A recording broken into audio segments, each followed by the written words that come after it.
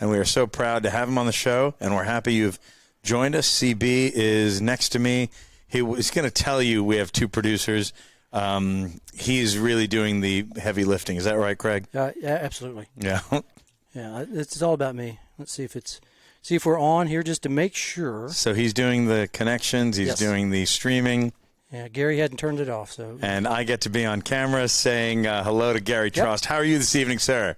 I'm doing great, thanks. Wonderful to have you all the way from Dubbo, Australia, via Oklahoma City, Oklahoma. That's us. That's great. Happy to have you, man. I know you and Craig go way back, and we'll have a great time. We'll go 3 sets with Gary Trost. You look ready. Yep, we are ready. Let's do it. Let's go with Mr. James Scott Campbell. Let's get this podcast going.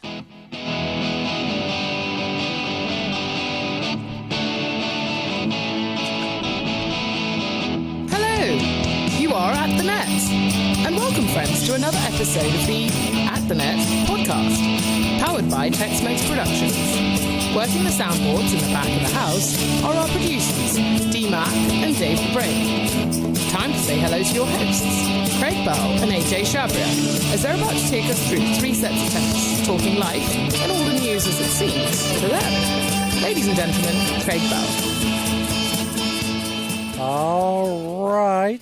Thanks to our At the Net podcast girl. That would be Margot Carter for that beauty. That was a beauty. That was a beauty. That was a beauty of an introduction. And welcome, fans of the great game. You're listening to Season 1, Episode 91. 91. How do you say that in Aussie? 91? 91? Niner? 1? 9 or 1. There it is. Of At the Net podcast with AJ Chabry. That's you, AJ, right? That's right. And Craig Bell next to me, CB1. And we're talking the great game of tennis as it seems to us. Thanks also go out to our good amigos at Tex-Mex Productions. That would be Darian D. Mac McBrayer and Dave the Brain. There was a brain sighting already this evening, so hopefully he's listening out there. So make sure our audio is okay. Oh, yeah. Lane Evans says it doesn't look like he's been drinking yet. So that's yet. But Dave the Brain. He's already started. Yeah, but Dave the Brain helped us get on and make sure that we're sounding good and moving the buttons and dials to make us look like real people tonight. That we are. Right. We're not some holograms or some cardboard cutout doppelgangers. Nor is our guest. This guy's a real deal. He might be a doppelganger. I don't know. He looks like kind of cardboard, kind of pasty, right there. This is the most tan he's been. It definitely. We'll get into that. He had a 13-miler today. This guy is all burnt. Also, be sure to like and follow us on Facebook, YouTube, and Instagram. Plus, check out our good work on Fireside, iHeartRadio, Apple Podcasts, Google Podcasts. I think instead of Google, it's going to be Google Podcasts. I love it. From here on out. Yeah. Anchor, Breaker, CastBox, Overcast, Pocket Cast, Radio Public, and Spotify. That's all the important communication sites the kids find popular, right? Isn't that exactly right? And if you'd like to be an At the Net podcast girl like the great Margot Carter and read the beauty of the introduction, right? We're always looking for new talent out there, which we should say, right? That's right. With the females. Sorry, guys. We're kind of biased on the women's side. I mean, plenty of blokes on this podcast. That's right. So speaking of beauty, our guest this evening is certainly more of a Bruce or a bloke. Bruce. See, there was another one. See, I found that one too. I didn't realize that's a Aussie term for a guy fella, too. Yeah. All right. He's not a beauty. So if you look at that face, there wouldn't be anything beauty about that. Just all these cheap shots coming in early, right? It's too easy for him. That's right. We got to start early. Set the bar high. Trosty will be back. It's all right. I'm sure he'll have plenty of those. So we're with this Aussie legend, kind of like Mick Dundee, but he got to the States a couple of years earlier than Mick. He got to the States a couple of years early. And also I was watching the French Open today. I don't know if you heard him go Tsitsipas, Tsitsipas. I thought they were saying Gary Trost. Gary Trost. See, I thought it was kind of the same thing right there. It wasn't Gary Trost. It was Tsitsipas. Right? It was Tsitsipas. Okay. Well, I just wanted to verify that. Right there. I thought, wow, Gary Trost is everywhere. He's in Paris. If he plays in Greece, they're going to say, "La Gary Trost, la Gary Trost." They love him everywhere. Everywhere. Yeah. Universal. So, well, thank you, Trosty. How you doing there, buddy? Hey, good day. Good day. Having a cup of black tea here, right here. I thought you were going to say a Frosty. A Frost is some Australian beer. We got a Frosty over here. Good. Yeah, afterwards. So we're in honor. But we also have the official beverage, the Topo Chico of the At the Net podcast. Very Tex-Mex of us. That's right. To have a Topo Chico. Yeah, we don't drink while on the air. We got to do this straight. So Yeah, we wouldn't want to soil our I reputation. mean, speak for yourself, but Really? no, Wednesday nights I will have one. Oh. Wednesday nights I'll do one, but we got a proper guest. Let's get to it, man. What do we 3 think? sets with this guy. Does Nicky Kiggs have a cold one when he's doing stuff? Mate, what kind of question is that, mate? You call yourself a journalist? Yeah, piss off. Next question, mate. That's not bad, is it? Is that pretty good? That's pretty good. Right. Yeah. He's got that accent down pretty well. So, do you have Gary's? Are you working on Gary Trost? I have to work on the pink cheeks like Gary Trost. That's going to be tough. It's easier for me to go Nick. Yeah, he's definitely a little on the red side right there, looking from a couple hundred miles away. He's up in Oklahoma City. We're down here in Dallas. You can see that you were out for a little walkabout, right? You're out for Little walkabout today, yeah, a little longer than I thought we were going. The wife dragged me for a few extra miles than I thought, so it was pretty warm out there. Love it. Yes, it was down here. It was, I think, tipping around the triple digits. Was it the same thing up in Oklahoma City today? Yeah, exactly. It was really warm. I had a USTA match going on outside at 3 o'clock. I was like, man, you guys, what do you do? It's a meaningless 3.5 men's USTA. I was like, no thanks. There's not. There's Tank and go home. Right. Be smart, about that. But, Smart, tank and go home. but we do have, we are great to have Gary, a longtime friend of the show as well. Dubbo, Australia's finest citizen, probably. Or at least they gave you the keys to the city already, haven't they? Actually, I did get the key to the city a few years ago. Yes, the mayor gave me the key to the city. It was pretty cool. Wow. That's pretty impressive. Yeah.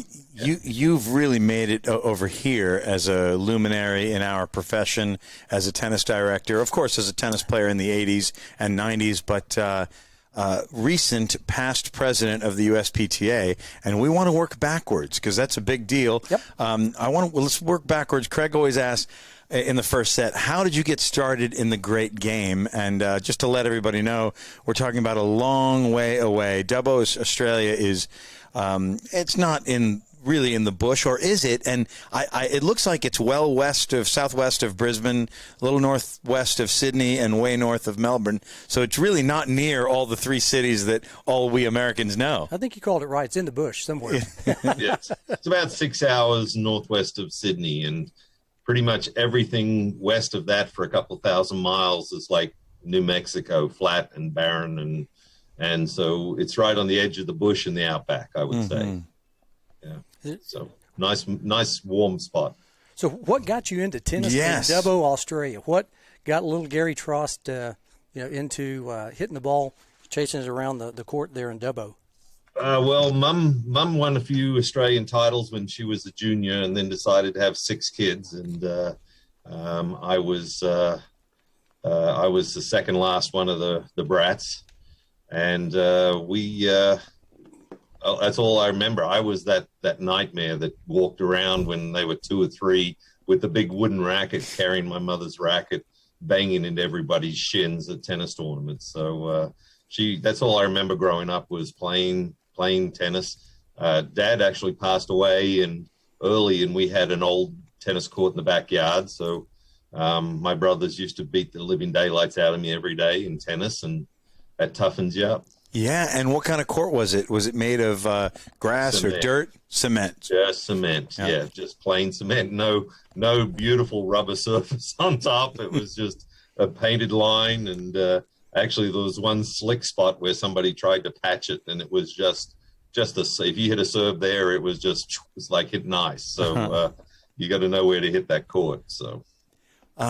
To grow up as a junior player in a small town and then make it to being a national level junior, what did that take? And then the follow-up question might be, what was junior tennis like was this late 70s, early 80s in Australia?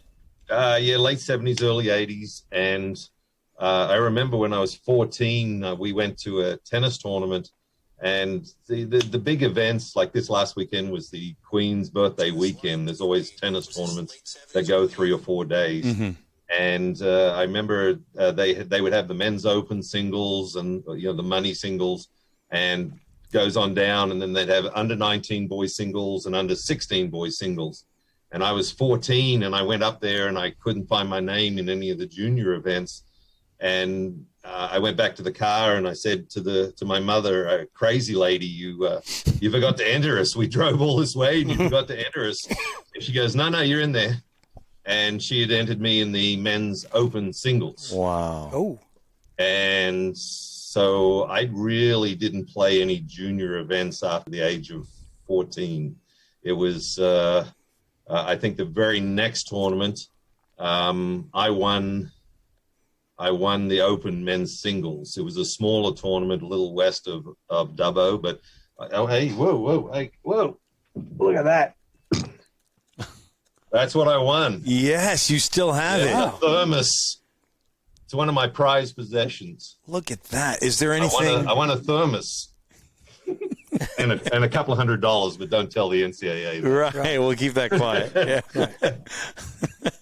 Fantastic. And then, you must have been so good at 14 to be able to hang in men's open, or was it a butt kicking? What did you feel? A little bit of both. You learn to do it. I was always blessed with a good serve, even as a young age, that I could hit where I wanted, and I could hit all three serves. And it's tough to lose when you serve every time. So so it was. I learned on the fly, and I did take some beatings, but that's all the Sydney kids. I didn't travel to Sydney and play junior tournaments. And so I played out in the West, and I would play against the men, singles, doubles, mixed. And my brother was really good. In fact, when we were 16 and 17, we didn't lose for about a year and a half. Really? Doubles, yeah. And then he quit and decided to join a rock band, but that's all right. I gather, is kind of a famous musician and was friends with all these bands that we know, right? Yeah, he was. He's in a couple of he's in a couple of the old a band called the Reels. He's in that one in the video. They never made it big time, but they traveled some, and they toured Australia with some bands. So it was pretty cool. I got to go back one time and be a roadie for them, and that's a hard life. I bet. You ever want to see 3 months of your life go by in an instant, be a roadie. Did you put up speakers and take them down and all that kind of stuff? Everything. Busted up fights, the whole bit. Yeah, busted up fights too. You're a bouncer as well as a roadie. Oh yeah, sound tech. Yeah. Good news is when people see you, they're like, okay, 200-pound guy. Yeah, no thanks. Kept the Sheilas away or lined them up, for the a bit of everything. You're driving, you're setting stuff up, and you're keeping people away from the band, and of course there's the obnoxious guy that gets drunk and wants to fight, and the whole bit. Yeah. Well, I'm sorry about that one time, and thank you for telling me to. It was you. Oh, wow. No, hey, I want to get a feel for how you got out of Dubbo and came over here to the States. You must have been, 18, 19? Yeah, just 17. I played. It was the year of my senior year of high school. Okay. And my mother and I played a tournament in a little town called Glen Ennis. Another one, it was, like this big long weekend. And we actually beat a couple of really good teams. One team actually won a round at Wimbledon. Really? And, my mother was still, at the time, she was 50, and I was 17. And this guy came up. We played him next round, and we beat them. And he said, why did you hit everything to me and not my wife? And I said, because my mother told me to. That's what I did. And she's the brains of the outfit. And he said, she's Jan Lehane. And I didn't know who Jan Lehane was, but apparently she won a couple of Grand Slams with Margaret Court, a couple of mixed with Owen Davidson. So wow. She was and very awkward looking backhand, one of those grandfather clock backhands. Right, yeah. Forehand was a scoop as well, but my mother said, you do not hit anything to her. She's lethal. And so the husband looked really good, but we ended up pulling that one out as well, losing in the final. And he knew Lindsay Straney in Tulsa, Oklahoma. Mm-hmm. And he said, so what are you doing next year? And I don't know. And he said, well, over in the United States, they give scholarships to play tennis. And I remember saying, why the hell would they do that? That doesn't make sense. You know, why that just doesn't make sense. And that's how I ended up actually signed with the University of Tulsa. Uh-huh. And then they dumped me. So I ended up at Oklahoma City University. Really? And they dumped you after what, 1 year? No, they dumped me before I got there. I see. He came down and watched me play on the Australian junior team. Mm-hmm. We played University of Houston, and my doubles partner and I beat Naduka Odazar and some Polish guy. Uh-huh. And, I mean, he fumbled around, the coach fumbled around and signed me to a letter of intent that day. And everything was great for a few months. And then at the very last, he thought he was getting a better player off the circuit and told me that didn't have a scholarship.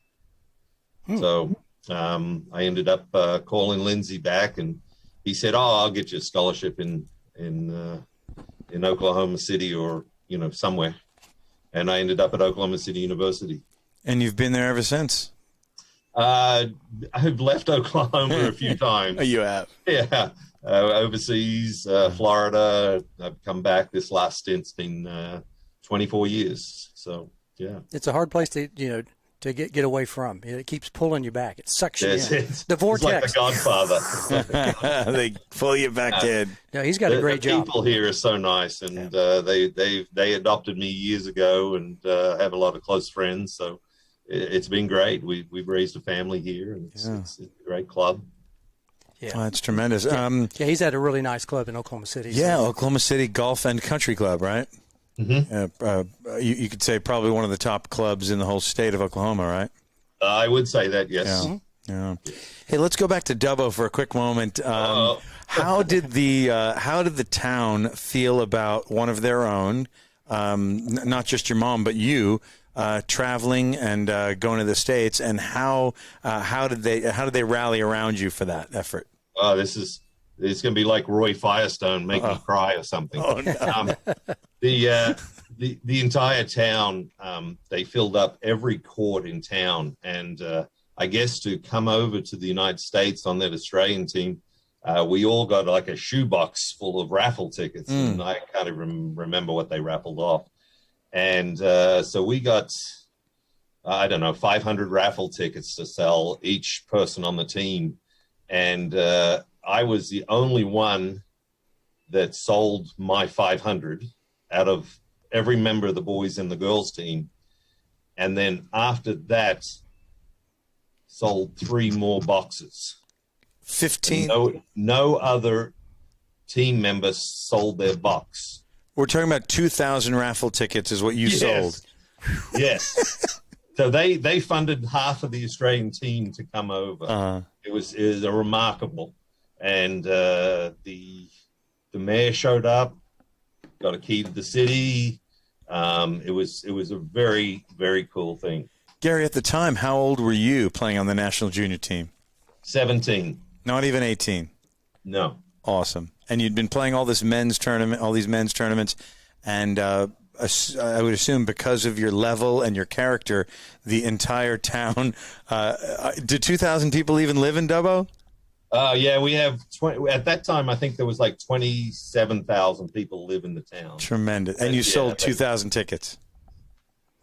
Did you promise a bunch of free lessons? Is that what it was? So you have to go back? Yeah, I don't know. I kind of remember what the raffle was for. You know, there was some rackets and some tracksuits and stuff like that. And I can't remember what the main prize was, but free lessons. It was. So they ran out of tickets, and so everybody just signed up and gave me cash, and said, "I want a ticket. I want a ticket. I want a ticket." And they just had pages and pages, and so we just got more boxes of tickets and filled them all out for everybody. I don't know if anyone won, by the way.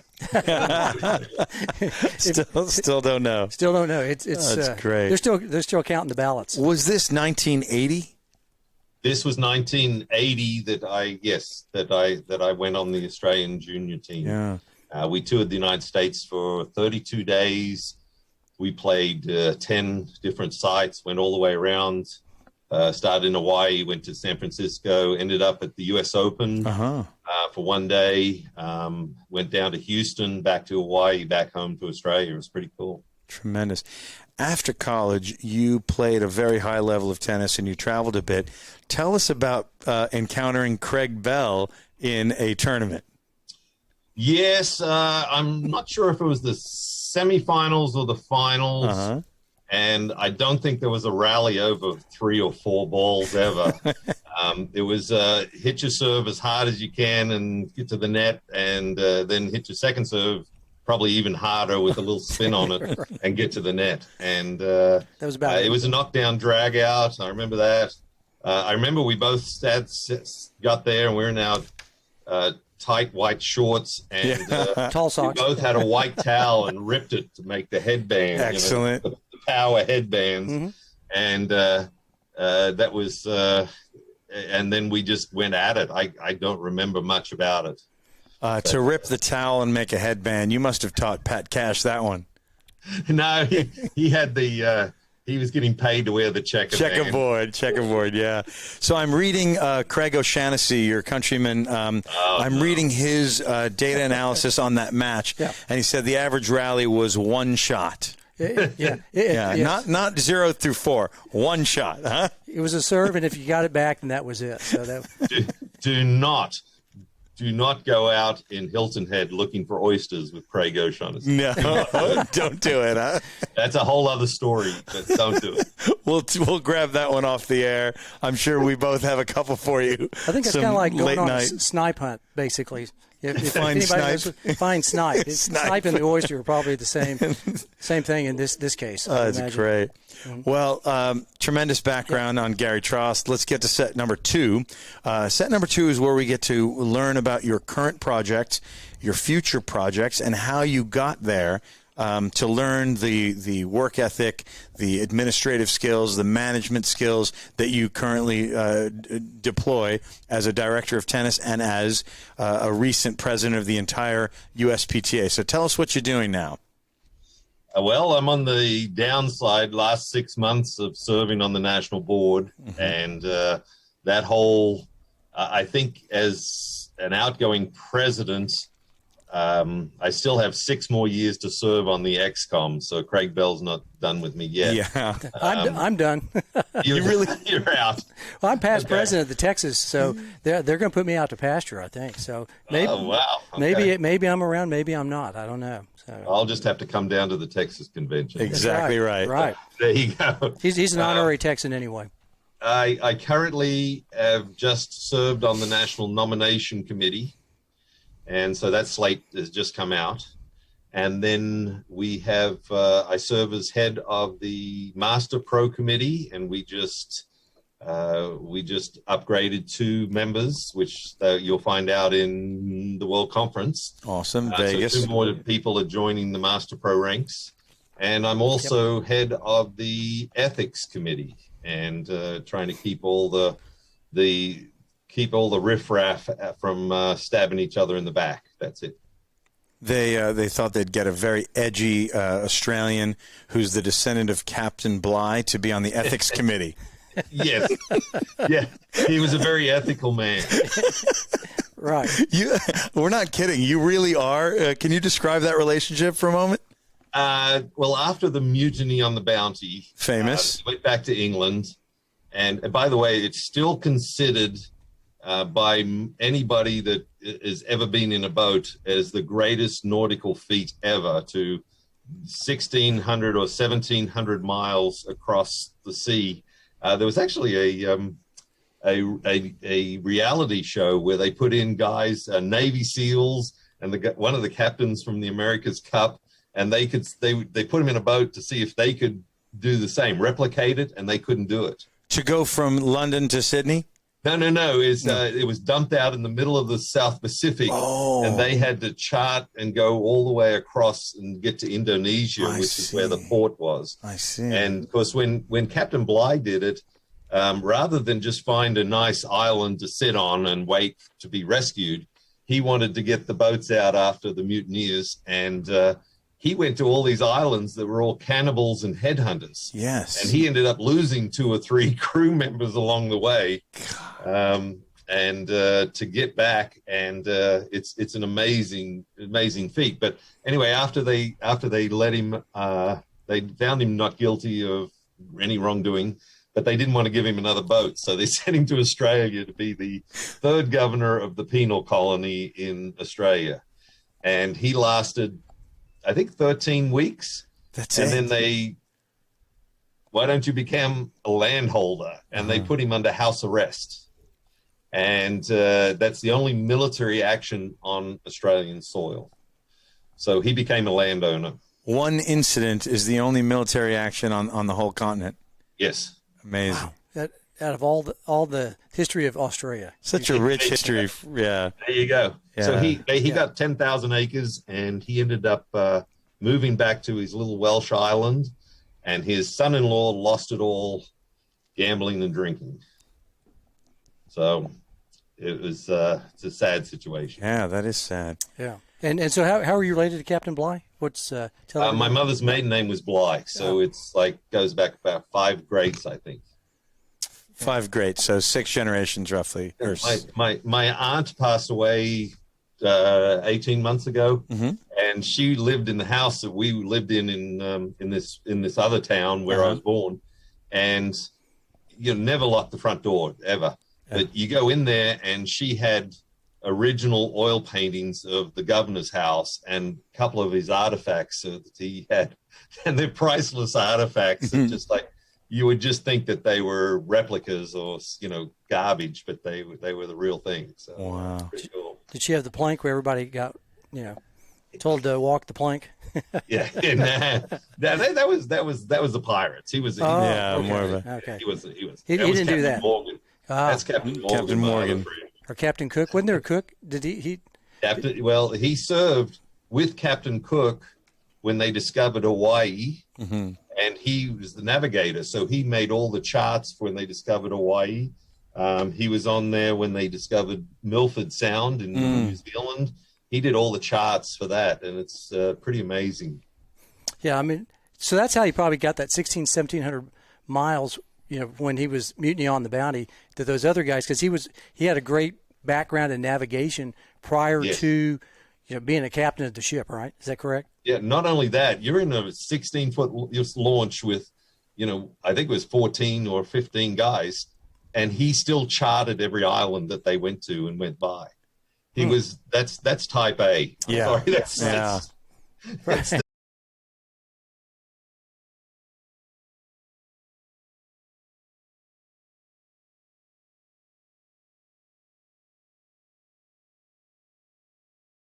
I think that's kind of garbage because I didn't put any of my numbers in. So there's all the private clubs. There's people out there. I know they're selling rackets off the shelves in Walmart and Target and whatnot.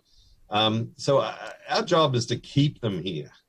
Our job is to keep them in the game and keep them interested. And I think that sometimes when we lose it with pickleball, I know when Craig and I played tournaments, we paid our money and we went out there, you lost first round, you were done.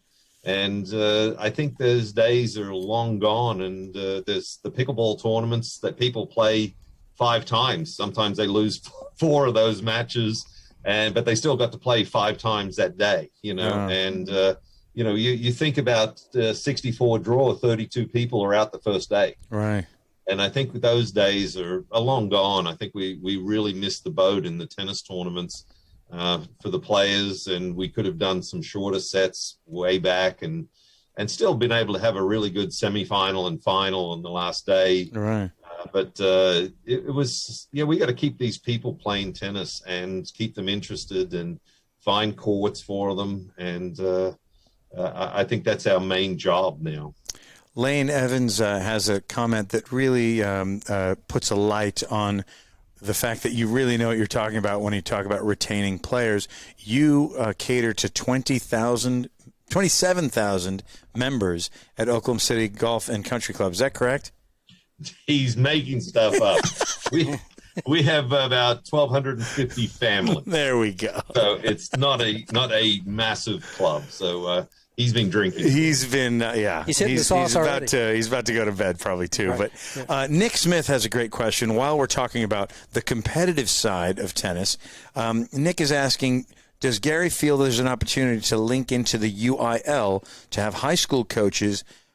Example, all head football coaches have played or understand the game, and he's wondering if there's any effort there or any ideas. We'd love to. You know, I was head of certification for a long time, and that's kind of what propelled me onto the national board. We've been looking at this. I know Mullins, the coach from OU that is now out there working for the ITA, he's trying to get a certification for college pro. You know, it's a little different being a college pro or a college coach and a grunt or somebody that's out there teaching people 40 hours a week. Right. And so we're trying to modify some of those to incorporate that. So yes, the high school coaches, we've really opened up the door with tennis resources that they can join the USPTA for the education. And I think it's I think a school can pay $100 a year and they can get all the education that they need from that. But to be certified is a fine line between, because the USPTA, we didn't want people jumping around saying that they were a certified professional unless they went through the entire thing. Right. And that's been the argument for years. And so I think there's some in the works that we would like to see some categories added. It just haven't seen. Everything's been about the accreditation for the last couple of years. Speaking of accreditation, tell us, maybe you can walk some of the people through, people who are listening, whether they're tennis professionals or not. Tell us about that process and how you've been involved and what you would recommend for young people who would like to get in on this tennis boom as instructors. Well, you know, there was a time when we didn't have any education and we could come and just pop in and take a test, and if you passed, you were USPTA. And that was my crowd. That was my generation. Yeah, well, I got in. Even Craig Bell got in. Yeah, that was 2 days in a test, and it was like, yeah, you're a P1 or you're a P2. Give us another $100. You're a P1, maybe. Let's see. You know, that was Kenny Mack. Well, it was. You know, you'd have your private lesson, your group lesson, your written test, your whole bit, and nothing much changed over the years. And so then we started with youth coach tennis. And we started with at least 6 hours of training. And we really looked at it and looked at ourselves and said, where are we going? What is this? What's happening here? We didn't want to be fighting for to be the lowest or the easiest test just to get people in here. And so we now went to this new accreditation we're jumping from 6 hours to 1,500 hours. And that seems a lot. However, I think when we all did the test, we were supposed to do 2 years under a registered professional and get signed off that we've had some sort of training. And so I think of that 1,500 hours, 1,200 hours is actual on-court training with a registered professional, an elite professional, and or a master professional. So that's kind of an internship. Yeah. So when you bring that back, you say, boy, this is really cool to have a mentor there and to get us ready. And then the 300 hours now is education. We're not just throwing you on the court and seeing what you learn. We're going to tell you what you need to know and get you prepared, and then we're going to evaluate you. It's not even really a test anymore. It's more that we will be confident at that time for that 1,200 hours plus the 300 hours of education, a couple of 2-day education forums, and you're ready to go. You'll have to do an evaluation, and I think there'll be a great. I'm very excited about how these young guys are going to. I wish I had it that way. So it's going to be really cool. When does that roll out, Gary? It's already rolled out. It's rolling out right now. T1 is ready to go. T2 will be ready to go shortly. So we're trying to get all this out. I know there's been some hiccups with some of the getting out. Well, we had to get new people in there. I was a tester, and I stepped out, and I said, you know what, I've had my time and done my work, and it was a great time, but now it's time for a new generation to become these tennis evaluators, and they're the rock stars that are going to get us these new people. So speaking of testing and the new generation of evaluators, I know you and our good friend Lane Evans, who was on the show 3-4 weeks ago, he says that you two have tested together. In fact, I believe you won the George Basho Tester of the Year award. That was the guy who passed me. So you know that guy's looking the other way a bit, right? No, I mean, if you went through with George, then you really went through the ringer. George, I really saw him was. do a test once. I didn't go through it, but I saw him give a test once, and I was like, oh, my God. So you really did the George himself, yeah, he's a great guy. In fact, I'll tell a quick side story before I get to an important question. We were demonstrating, and even though I'm joking that it was 2 days and take a test at the end, George asked if I would demonstrate something lefty because he knew I was righty and a pretty good player back then at the time. So he made me do something lefty, and he got angry with me because I was almost a smooth lefty with the one-hander as I was. Like, he wanted me to make a crappy mistake on a crappy one-handed lefty backhand, and he let me have it at the end. He was like, kid, you're supposed to, that was too good, like that. Make a mistake. I'm going to consider that a compliment, and I hope it reflects in my score at the end of the weekend. But back to the testing. Lane, can I interrupt? Please. Left hand. If any young tennis pro is out there, I will tell them a couple of things. Yeah. I had 40 hours of work one week, and I was in the finals of a tournament, and I tore some muscles in my shoulder. How are you going to teach those 40 hours? So play some left-handed so that you learn to be able to get through a week or two of work or be able to feed left-handed. Yeah. So do a little work yourself offhand. But for God's sakes, there are left-handed tennis players out there. Might as well learn it. Learn differently. Yeah. So I when I do the test, I actually throw them balls and say, after they do the serving portion, say, show me your left-handed serve. And they about poop their pants. Yeah, they're not happy with that. And of course, everybody's, there's anemic, all sorts of ugly serves. Yeah. And I'm going, well, now you know how the people you teach feel when you tell them, hey, just rip it back there and rip a serve like Craig Bell. No. And so there's several things to learn out of hitting a few serves left-handed or hitting a few forehands and backhands on a ball machine. Yeah. They should do it because it's their livelihood, and they should be able to. I know I taught a girl that was a top 100 in the world, and I used to stand on, at the 60-foot mark and just cut a few serves at her so that she would see that ball coming in at a different angle on the serve. So as a warm up. But anyway, sorry I interrupted. No, that's great. I actually am such a believer in that. Any pros that I've mentored, I definitely took a page out of your book, George Basho's book, and do some things lefty, not just for the empathy, but for showing that skill and for having that skill when one day you might need it. Speaking of skills and testing, Lane's question is excellent. He's asking, having done testing over the years, and it sounds like you're kind of getting out of it, but tell us a little bit about the kinds of tests there were before and now, and the applicants is his question. What do you feel are some differences, maybe this is generational, in applicants then versus now? I think we're seeing a lot more people finishing careers as high school teachers, and they're in their 40s or 50s, and they're taking the test for the first time. And they've just loved tennis their whole life, and they've gone, boy, this would be really cool if I could be a tennis coach. So I think the last couple of years I've seen a lot more older clientele coming out, and applicants that are trying to become. And by the way, they've made some unbelievable. Steve Henry here in town, Melissa McCorkle in Tulsa.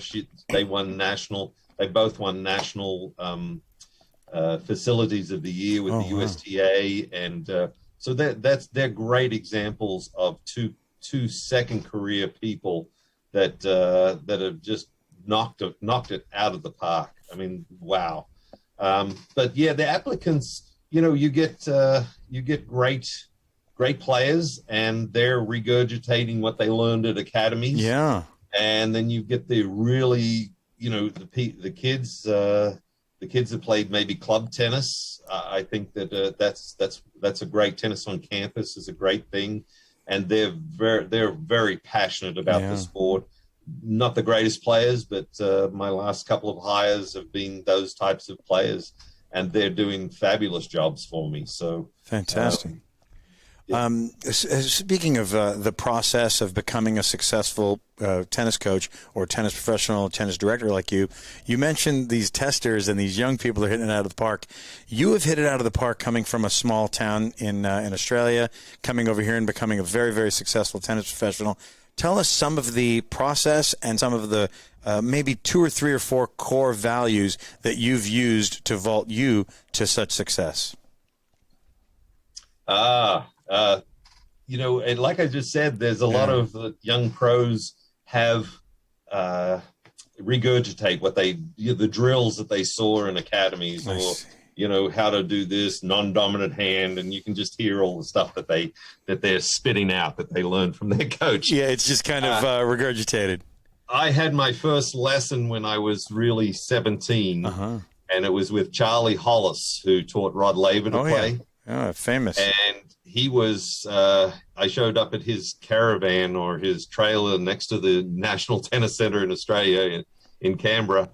And he was 80 years old and was already halfway through a bottle of scotch at 7 a.m. in the morning. Oh, wow. And he was like the drill instructor or full metal jacket, because that's what actually his job was. Military. He used to teach him to knock down submachine guns and put them back together. So I had 1 week's coaching before that.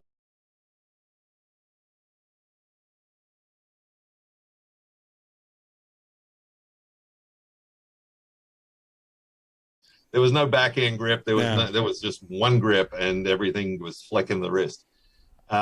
So I was lucky enough to get a job down in Florida with Trish Faulkner at St. Andrews Country Club. Oh, we know Trish, about to be a guest on the show this summer. Wonderful. Yeah. I learned more in that time, and she was the one who actually kicked me in the butt and said, the World Conference is here in Boca Raton next week, and you're going every day. Every day. Every day.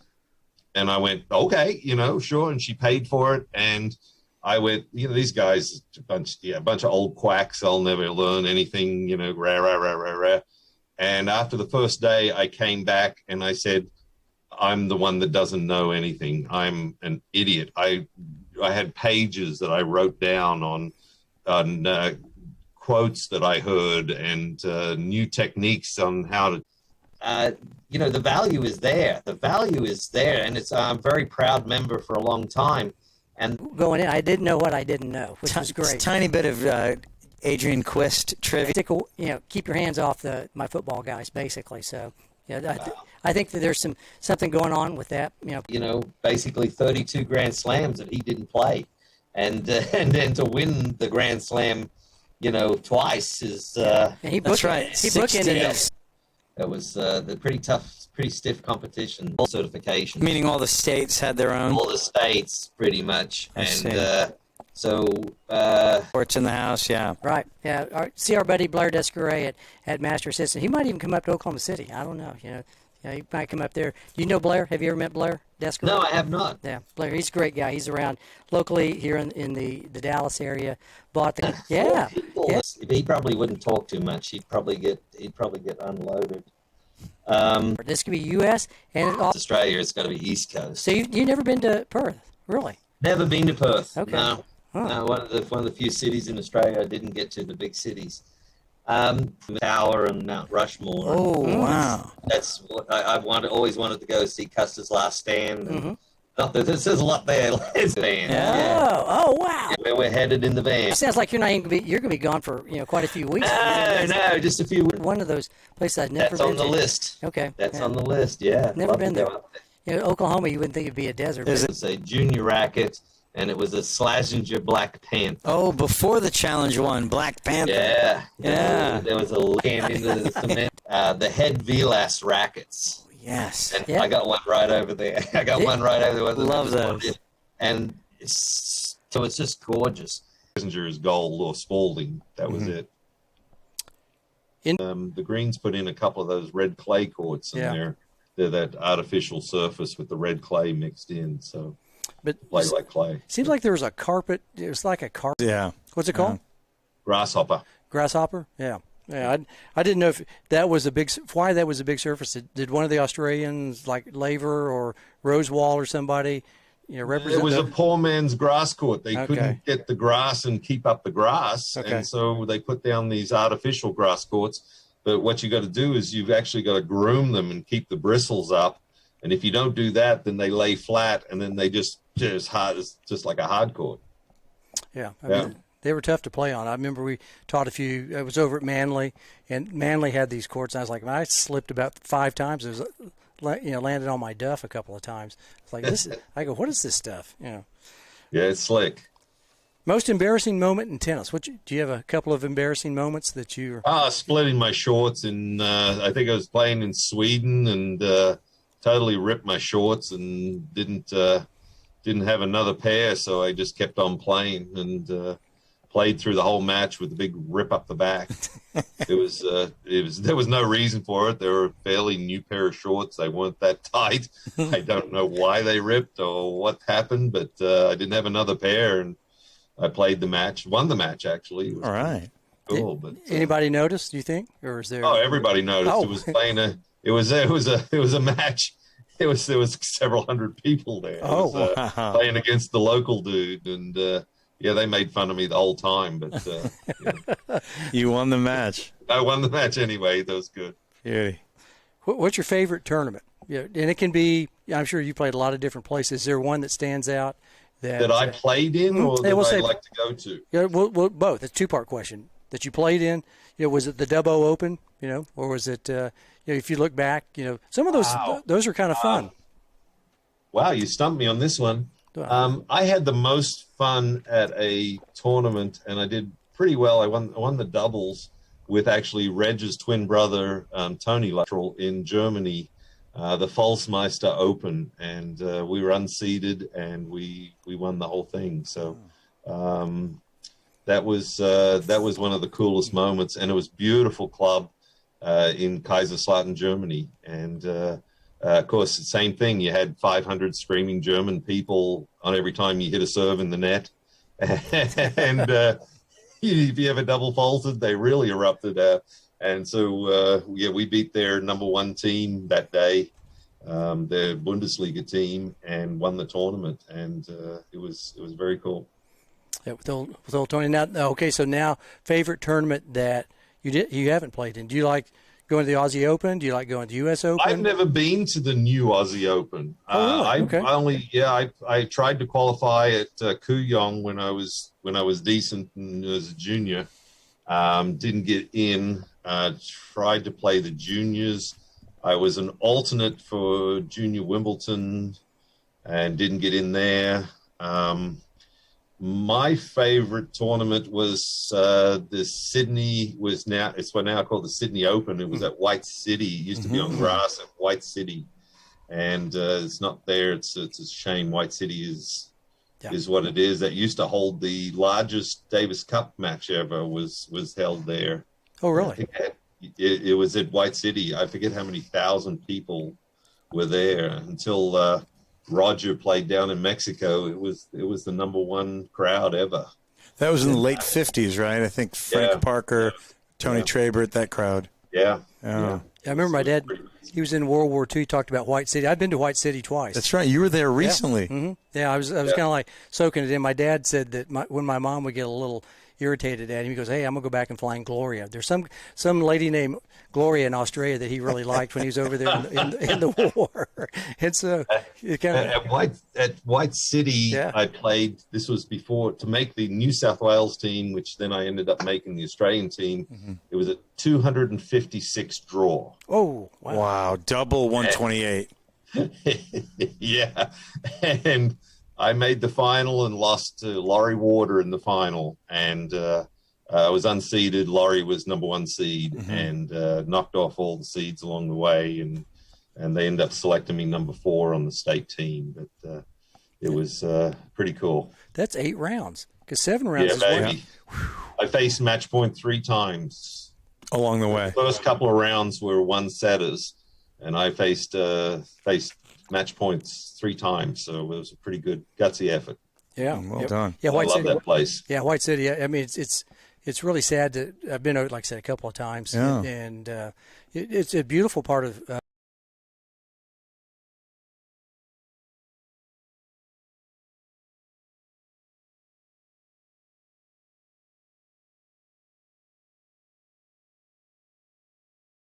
Do you like to watch tennis on TV? Not as much lately because nobody serves them volleys. I just not as they're so good at what they do, and the strings and the equipment. Used to be you get somebody out of position and they go to the slice or whatever. You could come in, or you could take a ball in the rise, and they're just so good, and they can control the ball with these strings that nobody comes in as much. I really see the drop shot coming back more, or they're enticing the other player to come in more, because I don't think the players are great volleyers anymore. So I'd like to see the volleys come back into it, and maybe a few of these players would play some doubles. They'd be a lot better. They don't have to play a lot, but they can play a little bit more doubles. You saw, what was that little girl who won the French Open? She won the singles and the doubles. Barbara Krejcikova. She won dubs and singles. Yeah. Yeah, and won a couple of rounds of mix too. That's right, Czech girl. Yeah, she's amazing. I wish that people would play doubles on the tour. Because I think it's a question for you guys. Yeah, please. How many Grand Slams does Margaret Court have? Total? 24 in singles, but how many in dubs? My goodness. I know and if we count mixed dubs, I'm going to guess you probably 60? really know this number. I'm guessing 62? Yeah, it's something ridiculous. First of all, Billie Jean, I think, has 33, maybe 32, 33. Right. Margaret Court is 64. 64, more than I thought, more than I guessed. Now, I forget how many she was runner-up in. Yeah. And to put it mildly, she was a couple of points away from having a career Grand Slam of winning the singles, doubles, and mixed at the same tournament. Crazy. Really? So she'd do the triple crown. She was a couple of points away from winning the triple, winning all 3 at all 4 majors. And you're never going to see that again. Is that in her career or in a calendar year? Not in the calendar year, but in the career. Crazy. That's crazy. Yeah, she's definitely. And that's from a little girl that lived across the road from the tennis complex that somebody gave her a racket one time. The family didn't play tennis at all. Wow. And, they gave her a racket and said, why don't you go over and play some tennis? Yeah, she was an unbelievable player. Tremendous. Definitely. See, champions are born. Yep. Champions are born. It's a gift. It's a gift. Favorite tennis player? My favorite has to be Rocket Rod. Has to be the Rod. He came to my club in Florida once, and he did his obligatory whatever he did, and then he stayed for lunch, and I thought he'd zip out the back door and be gone. He grabbed a few of the members and went out there and started hitting with them for another hour and a half. Amazing. Almost 2 hours. Oh, Betty, I saw you backhand, and let's go out and hit some. And somebody else jumped in, and all of a sudden he's playing a game of doubles, and just a true gentleman of the sport. And he's a legend. And by the way, my mother's there was a newspaper clipping of my mother winning the Australian Juniors when she was 18, and 2 courts over, Rod Laver won the boys 16s at the same tournament. So that was pretty cool that I looked down the list of who played who, and he was on the list winning the boys singles. So would that have been when the AO was at White City? This is actually in Milton in Brisbane. Really? Milton was the big court, and so was the Australian hard courts in Milton. Okay. So Wasn't the Australian Open played at White City at one time before it moved to Kooyong? Not sure about that one. Yeah. Maybe once. There's a lot of history around. I know that. That was just, for sure. Yep. All right. Did you have any superstitions or rituals when you were playing?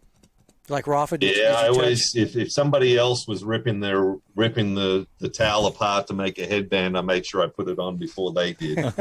I always put my right sock and my right shoe on before I put my left sock and my left shoe on. I never wore green in a final. If I never ever wore green on the court in a final. How come? Else? What was green? What was that? I have no idea. And that was my school colors were green and white. And so I had all this green and white equipment, but I never wore it. And if I changed ends and the ball that was closest to me, I would never use. I would always go get the balls that were furthest away from me to play with. Interesting. Now that's pretty. Yeah. Well, OCD. you asked the question. Yeah. I know. No, he is. Gary Trost is superstitious, not just a little stitious. Superstitious. I'm not superstitious about anything else. So that's it. Just crazy. tennis. I just got into these silly things on the tennis court, and there it was. You step on the lines and all that kind of stuff, but not. Yeah, that didn't have anything. But I would never use the ball that was closest to the net. It was always I would go get the other balls first, and then kick that ball out of the way. But he'd go in the rotation at some point, right? Oh, yeah. Okay, all right. What sport would you have played if it wasn't tennis? I actually, what you would classify as lettering in 12 sports my senior year of high school. Really? Wow. Not much else to do in Dubbo, but play sports. Loved playing cricket. Played a little bit of squash. Loved that. Played the rugby was cool, but it was just taxing on your body. It was really taxing on your body. Cricket is what I would say probably the most. What'd you do? Were you a bowler? Did you? No, I was more of a specialist fieldsman. I used to field at a place called Silly Mid-On or in Gully. And they were for the quick hands to catch people off the bat. And I was what's called a cowboy batsman. I batted in the middle order, and usually there wasn't a lot of balls left, so I was just swinging at everything, wild swings at everything. I think I had to play one serious innings my whole high school that the top order collapsed, and I had to go out there and block a few balls and play serious cricket. And I hated that. I like having a good bash. More of a banger. Right. Now, that was. I've been to one cricket match, and I had no idea what was going on. At MCG, though. At the MCG. Yeah, big deal. Yeah, you went to the big show. Yeah. Oh, yeah. Now, we were watching one summer, that league the fast one that they do, 200 bowls or something like that? It was faster, whatever pace. It wasn't one of those, 2 week. 2020. 2020. It wasn't the drawn out, because some matches go, 5-6 days, something like that? Yeah, the test cricket goes 5 days. Yeah. And can still end up in a draw. Right. After all that. Yeah. Yeah. Did you play Aussie football, Aussie rules? Did you ever do that? No, that was considered, that was one of the sports that I didn't play because it was blasphemy to play that in New South Wales when I was back there in the early 80s. It really started the rugby became more of a national sport and the Australian rules, and they kind of crossed each other's territories. So, no, I didn't play much Aussie rules. And that was more down south around Melbourne, I guess, right? Everything was all in Victoria and Adelaide and Tasmania. Okay. Everything north of that, New South Wales and Queensland, was rugby. Gotcha. All right. The two brands of rugby. Right. Yeah, rugby was never big. The Aussies that came over, I learned to watch, Aussie rules, and with Reg, that was wrong sometimes because, he didn't know the rules, but he just he liked he'd make them up. He'd make them up. Yeah. So, all right. Last two questions. Around in the corner here. If you wouldn't have been involved in sports, what would you be doing right now? If you weren't in the great game of tennis, what would you be doing now? Woo! Holy smokes! That's a good one. See? Yeah, that is a really, really good one. Boy, I think it'd have to be something outdoors. I think I'd have to be a park ranger or a guide. one of my mates is that I went to school with is a guide in Tibet, of all places. Wow. Where he takes them up into a certain part in the mountains, and then he gives them off to another guide. But he's been doing that his whole life, and so I wouldn't mind being I'm a terrible fisherman, but I'd be a great guide. I could BS my way and tell you that's where the fish is. You know. So, you know, I guess, you know, my best friend in Australia had 500,000 acres. So we used to go out there and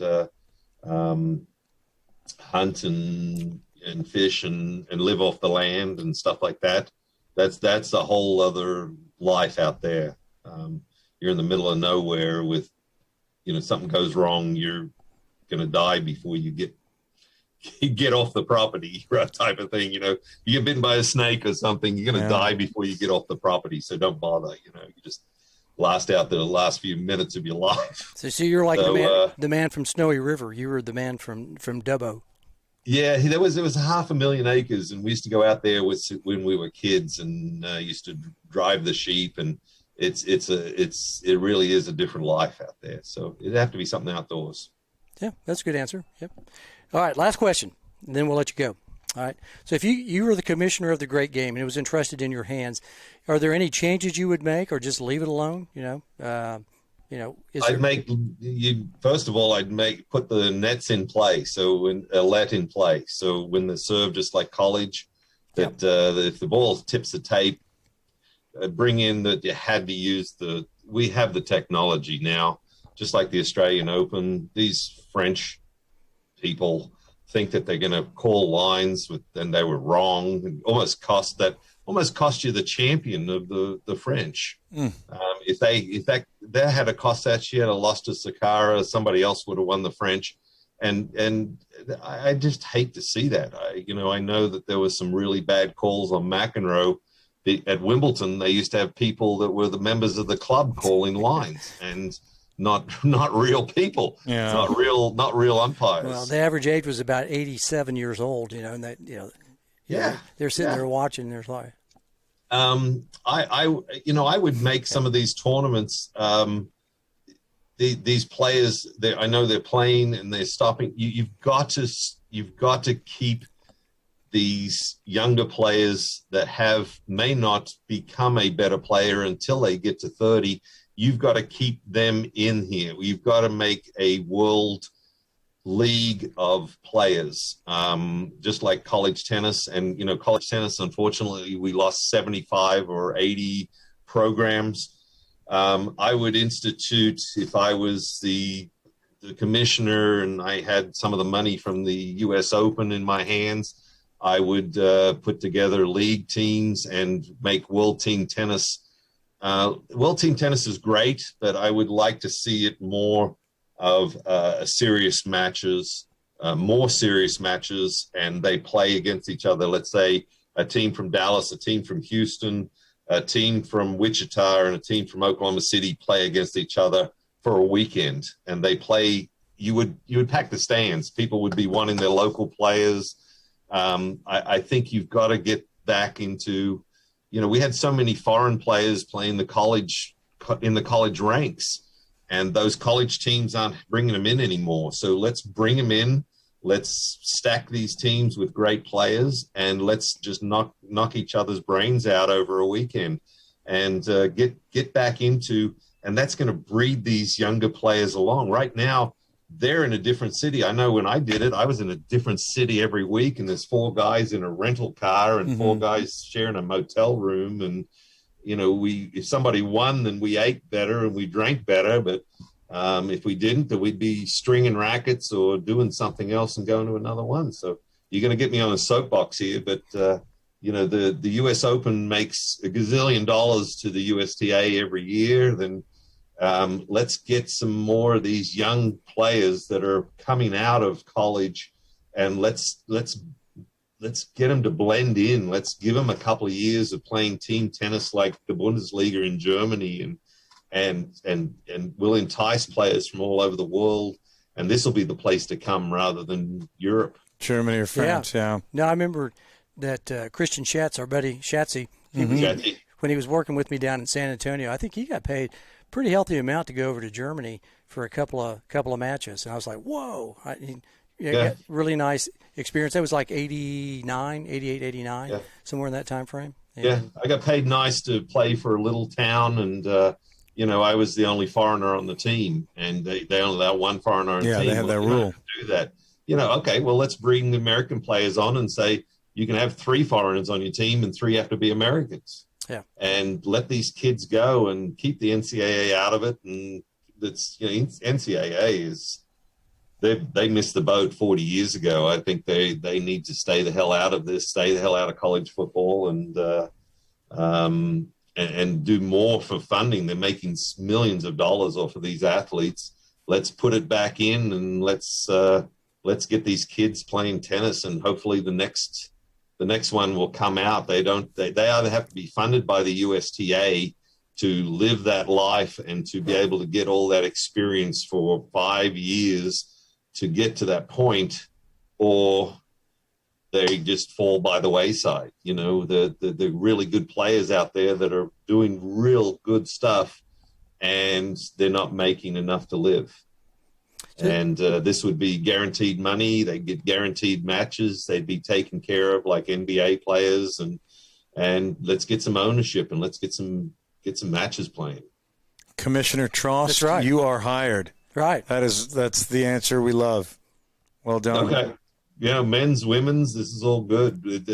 You'll get the players out there, and boy, if you had 6 players on a team, and a couple played singles, and a couple played men's doubles, a couple played mixed doubles, and a couple played ladies doubles, you get plenty of tennis.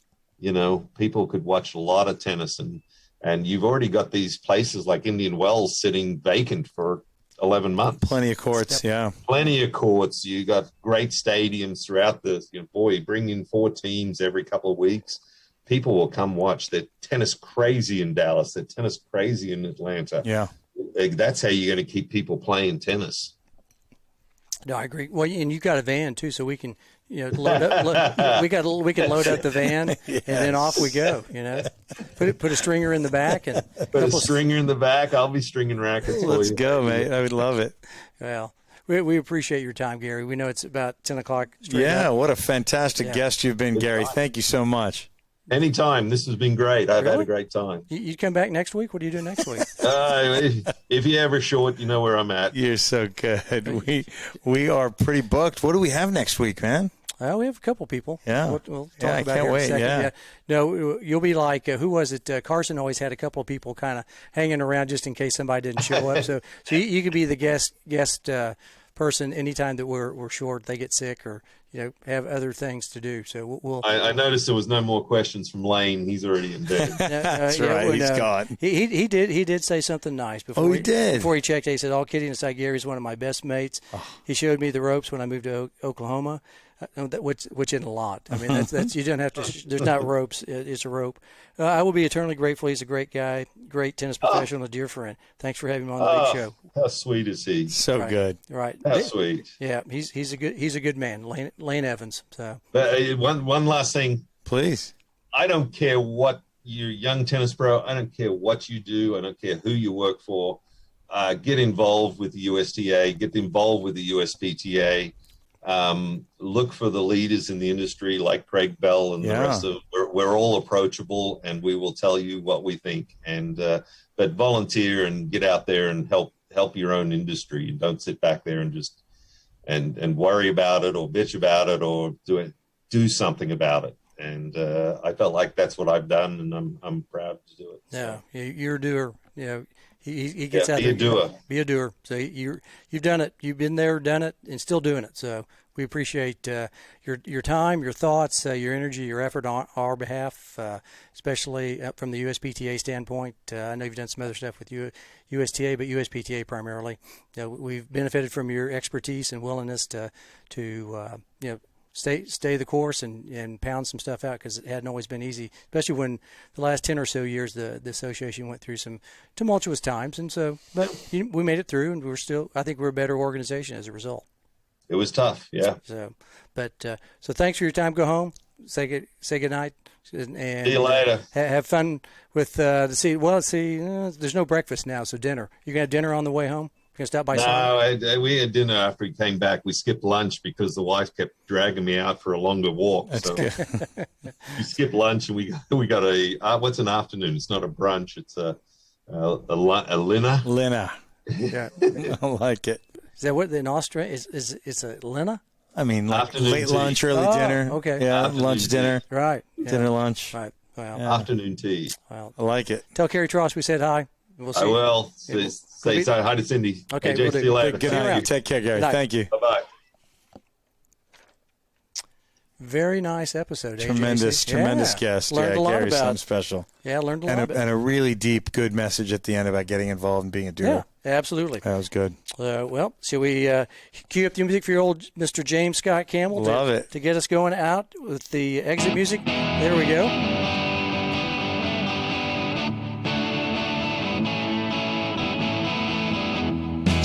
Thanks for listening to Season 1, Episode 91. 91, man. That went fast, didn't it? Not bad. At the Net Podcast. Join us next week. So we'll be talking with the father-daughter duo of Jamit Perez. Is it Jamit? Hamet. And Ahmet Marie Perez is the daughter. Yes, Ahmet Marie Perez. Yep. So this is our first father-daughter duo. Yeah, last week we had our first couple duo, wife-husband. Yeah. Then also join us Wednesday evening at 8 p.m. on our Instagram page, right? We do a little thing called Tennis Shorts, right? Tennis shorts. We always ask the question, what's in Craig Bell's tennis shorts? There ain't a whole lot. Kind of like the brain. There ain't a whole lot of We it. have a good time with that one. That's Wednesday nights, 8 Central on Instagram. So join us for that. Lastly, be sure to like and follow us on Facebook, YouTube, Instagram, and our other social media outlets. Plus, tell a friend. We like friends, don't we? Tell a friend, hit the share button, save. You know what to do. Let's spread the word about this fun show. Right. Hope you liked it too. And we will see you next week. That's right. Hopefully everybody wants to become a nethead, right? Oh, for sure. Right. Everybody should be, right? Everybody. Right. Well, that's the tennis news as it See